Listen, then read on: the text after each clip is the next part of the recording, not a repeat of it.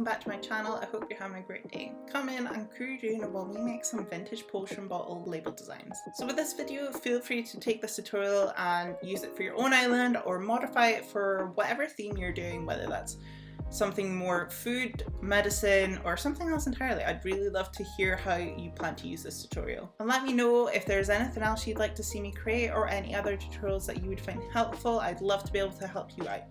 Onto this design. So it's going to be used on my green and witchy island, which has quite a rustic, floral, old feel all over. So I just wanted to fit in with that kind of aesthetic. Now if that matches your theme and you decide to use my designs or use this tutorial, please let me know and share it with me on my socials or in the Discord, all of which will be linked down below. So we'll jump straight into the custom design creator, and hopefully me sharing my process will also help you out. First thing I'm going to do is clear the design canvas and make it completely transparent. You can see this in the top left of the screen. The next thing to do is change my color palette. So I'm going to go down to the bottom one, which is a simple gradient from white to black. For this design, I want to create like a diamond shape. So initially what I'm going to do is use the mirroring mode.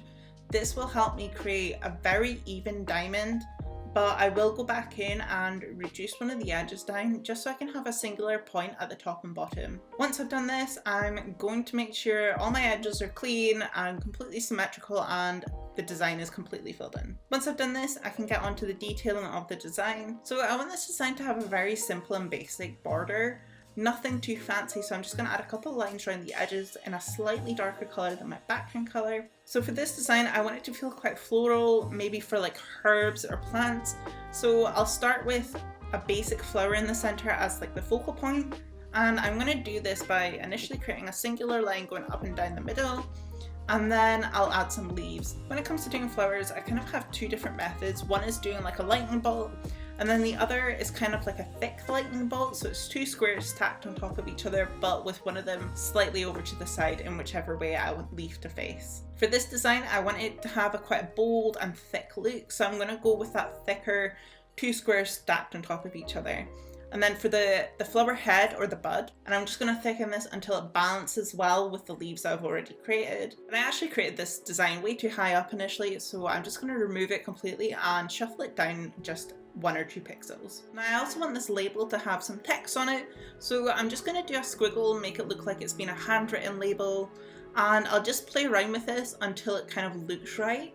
There's no rhythm or anything to this, I just look at it and see if it makes sense. And then for the additional text, I'm just adding a couple of simple straight lines underneath, and that's it. Now for the shading, I'm doing this in a couple of stages, starting with my darker shade and then going to go increasingly lighter. I'm going to do this in 2 parts. One will be for the actual flower, the text and the border. The second will be for the background. So for my upfront design, I'm going to go in with a dark colour, about 2 shades darker than my base colour, and just do this around the bottom right edges. And then after I've done that, I'm going to go in with colour that's 1 shade darker and just kind of add it in where the space fits for it. And this will just give the design a little bit more depth, kind of like that is where the ink is settled once it's been drawn out. For the background, I'm going to do a similar technique but in reverse. So I'm going to go with shades lighter than my background colour.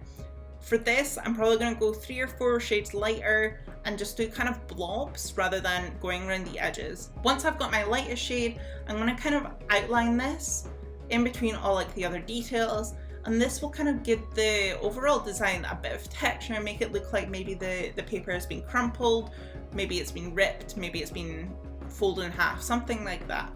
And then to add to this technique as well, I'll add a few extra transparent spots which will add to that ripped look. And the last step in this whole process is going back and changing my colour palette. So I have it black and white, but I want it to be kind of like this light brown, tan colour, kind of like what you would see an old book from maybe like the early 1900s be like. And for the extra colours, I haven't used any of the shading. I'm just going to make these slightly different tones to the colours I already have, so they kind of look like stains or ink smudges, which is just going to add to that overall vintage look, and it just helps break up that kind of blocky look of the background too. The reason I choose to use the black and white colour palette is for a couple of reasons. The first being that I personally find it easier to design this way than amend the colours afterwards, kind of comes from my graphic design background and history. And the second being, for a design like this, I want all the colours to be very similar, only slight differences in the shades or the brightness, and I can easily work this out using a gradient that is so structured like this by just moving a couple of sliders. And with this process, I also find that if I want to make colour variations later down the line, I can easily do this because all the colours are kind of grouped and it just is easy to organise.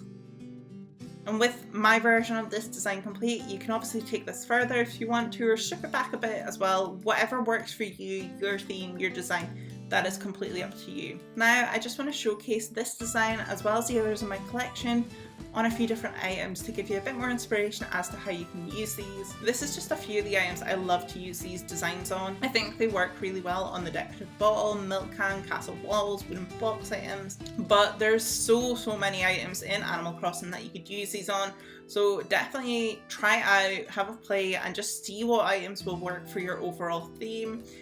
Have fun with it. So I hope you find this tutorial useful to create your own designs, and if it did, make sure to let me know in the comments down below. I'd love to hear what your thoughts are and what you end up creating. And also make sure to like the video, it does help me out an absolute ton. And remember, make sure to share with me if you do end up creating your own designs or you download any of these ones. If you do want to download them, the maker code will be on screen for you as well as in the description. I have a variety of other designs already uploaded, so there might be even something else that you want to use. Keep an eye out for a short speed build of this little witchy space that I made to showcase the designs.